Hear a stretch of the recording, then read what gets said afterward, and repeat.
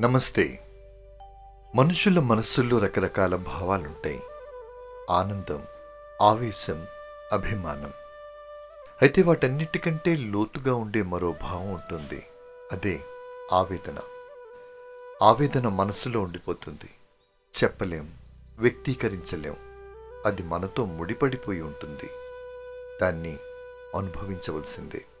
ఎందుకంటే మన జీవితంలో కొన్ని ఘడియలు మనల్ని మౌనంగా చేస్తాయి.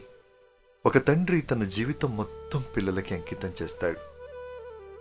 ఎదిగిన పిల్లలు ఓ రోజు మా కోసం ఏం చేశావు అని ప్రశ్నిస్తారు. అప్పుడు ఆ తండ్రి మనసులో మిగిలేది ఆవేదనే. ఒక ప్రేమ కథలో ఇద్దరుంటారు. కానీ నిజంగా ప్రేమించేది ఒకళ్ళే అయినప్పుడు మరొకరికి పుట్టేది ఆవేదన. ఈ పాడ్కాస్ట్ వినేవాళ్ళు మీ జీవితంలో కూడా అలాంటి బాధ ఉండొచ్చు. కోల్పోయిన స్నేహితుడు, పూర్తి కాని కళ, సమాధానం లేని ప్రశ్న. మనమంతా మనుషులం కాబట్టి ఆవేదనను అనుభవించవలసి వస్తుంది. ఆవేదన దాచుకోవటం కన్నా దాన్ని అంగీకరించటమే నిజమైన ధైర్యం.